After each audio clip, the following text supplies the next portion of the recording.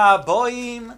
Welcome everyone. We're about to begin Be'ezras Hashem together on Daf Nun Dalid Amud Beis. Starting with Daf Nun Dalid Amud Aleph. 16 lines from the bottom, about a third way up from the bottom of the Amud. Says the Gemara Amar of Katina. B'shah shal Yisrael oilin la regel. The time that people go up to fulfill a mitzvah oile regel on the Shalosh Regalim, Sukkis, Pesach, and Shavuos. Megalin lohem es haparoiches.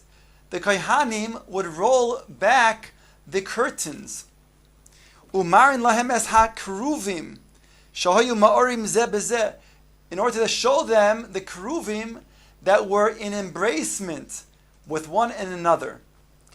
The Gemara will describe that the two keruvim was in a form of a male, the other one as a female, and they were showing Klal Yisrael the love between the Shechina and Klal Yisrael. V'oimrim lohem, they would say to them, the Kohanim would say to Klal Yisrael, Re'u chibaschem lifnei hamokoim, kechibas zocher nekeva. See the endearment that you have with HaKadosh Baruch Hu just as a male and a female. Mosi Rav Chizda challenges this. Is it so that they indeed showed and rolled back the curtains? Ask the Gemara, V'lo yavo liros kibola as hakodesh. The Levim are told a lav, and you shall not go ahead and come to see the concealment of the kodesh. In other words, even though the Levim themselves carry the kelim, in this case the aron, but when it's going to be then disassembled, and only after it's put in its coverings can the Levim go ahead and take them. In other words, they're not allowed to peer at the kelim, at the Aron HaKodesh. Says the Gemara, Omarav Yehuda Omarav B'shas Hachnos Kelim Nartek Shalahem. We're talking about until they're put into their coverings. So how could it be that you suggest that the Kohanim are going to then unwrap and make the Kruvim revealed by then rolling back the curtains? Rav Nachman, mashal lekala. Rav Nachman brings a mashal of a kala, a new bride. Kozman shehi bebeis avia tznuah mibalel. So long as she's only a bride and she hasn't yet entered marriage and she's still in her father's house, she's sanua to her husband. There's a certain distance. Kivan shebasa lebeis chameho. But once she enters her father-in-law's house, meaning she gets wed, so then she no longer has the same level of tznius with her husband. There's intimacy. Mosiv Rav Chano ba Rav Katino. Still he challenges. The Gemara brought earlier on the Amud about a certain Maisa of a Kohen who, when he discovered the place where the Aron would have been nignaz, so he was killed.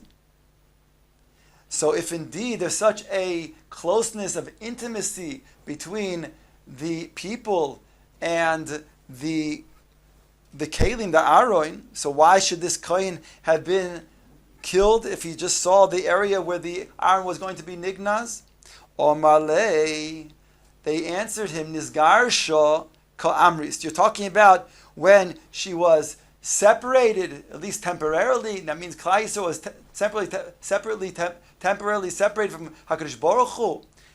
That means after the Beis HaMikdash, we're talking Bayis Sheni over there. Nizgar shechazor lebchibasa harishono. Once there's a gerushin, in this case, not a true gerushin, HaKadosh Baruch Hu didn't megaresh Klal Yisrael, but at least temporarily separated from them. So then there goes back to being this lack of closeness, of intimacy, and therefore that's what took place over there. Gemara asks, "B'may me'askinan?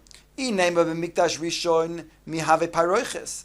The Gemara says, if we're talking about the bayis rishon, then there's no paroiches that you're supposed to then roll back. We can't be talking about that. Ela b'mikdash sheni mihave kruvim. And if we're talking about mikdash sheni, there wasn't the kruvim that Shlomo HaMelech built and put on either side of the Aron. Ineba b'mikdash rishon. I'm sorry. La'olam says the Gemara b'mikdash rishon. Really, we're talking about the mikdash rishon. We asked if there's a Mikdash Rishon, there's no paroiches. My paroiches debavi. The Gemara says we're talking about the paroiches of the entrance ways. Dom Rabbi Zeir Amarav. There's various paroiches that are in the Azara, in the Heichal, leading to Kodesh HaKadoshim, as follows. Shlosha Asar paroiches hayu b'mikdash. There are 13 paroiches in the Mikdash, referring to Mikdash Sheni. Shiva keneged Shiva Sha'arim. 7 keneged the 7 gates of the Azara. Shtayim achas lepischa shel heicha v'achas lepischa shel ulam. One was for the entranceway of the heichal, the other one entranceway of the ulam.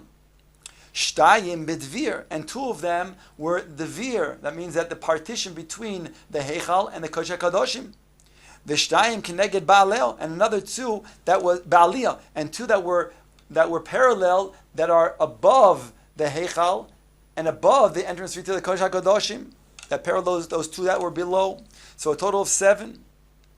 And those were the ones in the Mikdash Sheni. So too, when it comes to the Mikdash Rishon, those also then had these curtains for tznius purposes. Rabbi Acha Bar Yaakov Omar La'olam b'Mikdash Sheni. We're talking about the Mikdash Sheni, and we don't have to say it's Mikdash Rishon. How could it be? We asked, in Mikdash Sheni, there's no kruvim in Mikdash Sheni that were built alongside the Aron as Shlomo HaMelech did. That was Mikdash Rishon. Answers the Gemara, Ukruvim ditzurosa havukaimi. There were images of the kruvim that were on the walls of the Kodesh HaKadoshim. They were engraved on the walls. The Chsiv, it says, Ve'ez kol kirois habayis, referring to the walls of the Kodesh HaKadoshim. Meisav kola, it was surrounded by designs. What were the designs? Explains the Apostle, Kruvim v'tamorois upeturei tzitzim. The Kruvim, the palm trees, and the budding flowers. V'tzipo zohav miyushar al hamechuke. And it was covered with gold on the engravements. V'ksiv kema'ar ish v'loyois. And it also says that it was like a journeying man being accompanied. Ask the Gemara, what does that mean? My kemar ish v'loyois. What does it mean? A journeying of a man being accompanied. Baba Barav Shilo, to explain that Dalit Amud Beis at the top. Ki ish ha'ma'ore balavoya shaloi. Like a man who is joined to his companion. Again, a zachar that is embracing his nekeva. Omer Reish Lakish. Reish Lakish said, B'shah shenichnesu nochrim leheichal, ro kruvim ha'ma'orin zeh b'zeh.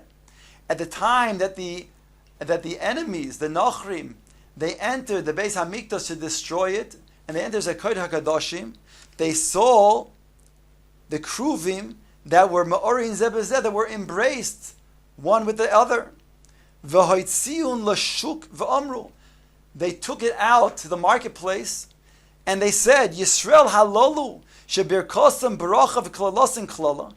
Klal Yisrael, whose bracha is a bracha, and their klal is a klal. That means HaKadosh Baruch Hu is so close to them that He gives the bracha that they make as a bracha, and He also then calls it forth a klala if they give a klala. Ya'asku b'dvarim halalu. This is what they're busy with in their Holy of Holies. They couldn't understand that in their minds this was merely a physical type of embracement. They couldn't understand the endearment, the deep love between the Shekhinah and Klal Yisrael. That it was just coming to then show as a metaphor. Miyad hizilum. Immediately they debased Klal Yisrael. Shneimar says, Kol mechabdeha, all that honored her, hizilua. They also then disrespected her. Kiro ervasa, because they saw her erva.